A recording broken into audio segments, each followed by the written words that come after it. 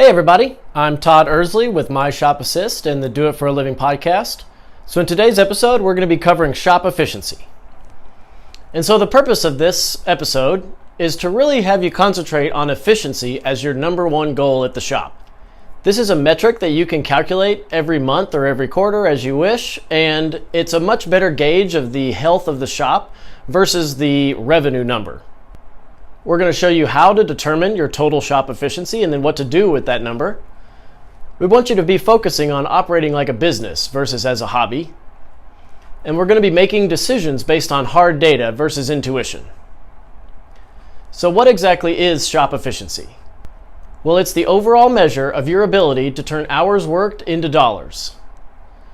The data points we're going to need to determine it are first, your total service revenue. And so this can be found on your profit and loss statement. And so here we really do want to focus on the total service revenue and not anything that has to do with your parts sales. Mostly because the margins on parts is pretty set. There's not really a lot that you can do to affect the margins on parts, but your service, this is where you can really get the most out of your guys, and you'll see a big difference in the health of your shop if you can get your service efficiency up. We're going to need to know your current hourly rate, and then also the total number of hours worked. So you can get this information from your payroll, or you can just make a simple estimation based on how many people you have and how many hours they normally work each week. And to actually calculate it, we just divide the total number of hours that you actually billed versus the total number of hours that you actually worked. So here's an example. Let's say the shop has $550,000 in service revenue last year. The hourly rate is $100. You have one owner/manager who works 60 hours a week. You have two techs who work 50 hours a week. And then you have one front desk person who works 40 hours a week.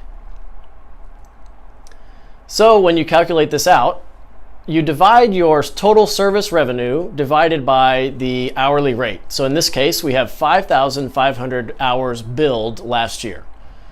And we have 10,400 hours worked. So this is just adding up all the people that are at the shop. So when we calculate our service efficiency, we have 52.9% efficient.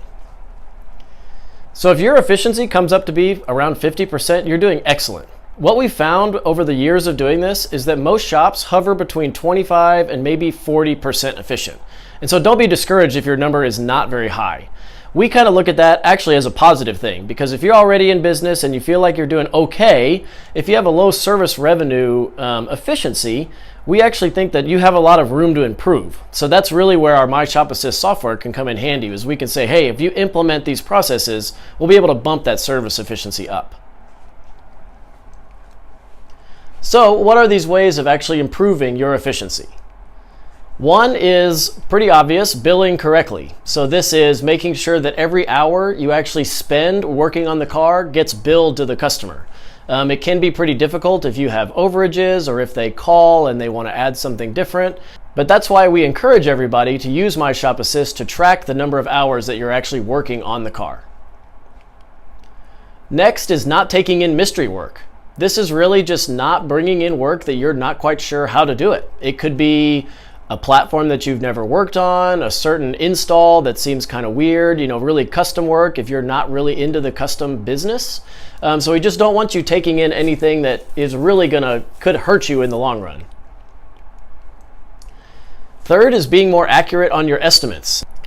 So what we found is, a lot of people underestimate the amount of time it takes to do work. And so our kind of mantra is we only want you to underestimate once. So write down your estimate, track your time of how long it takes, and then you can go back and take a look and see, hey, maybe I underestimated that by 2 hours. So then the next time that something similar or that same exact install comes in, you're able to chart or estimate another 2 hours on that bill so that hey, it took us this long last time, so we're going to make sure that we get paid for it this time. Next is setting employee expectations and then auditing their performance often. So this really involves putting estimated hours on all the tasks that you're going to have your employees do, tracking their time, and then going back and looking to see, hey, is this specific technician always taking longer than what I'm estimated compared to my other technicians? Or it takes me X amount of hours to do it, and it always takes him X plus 3 hours to do it. So You need to be able to see, like, am I underestimating? Are they working too slow? Is it a combination of both? Was there something wrong with the vehicle that caused it to take longer? So really auditing your technicians often in a very professional setting with data really allows you to kind of find where you can tweak your processes and maybe increase your prices to cover overages like this.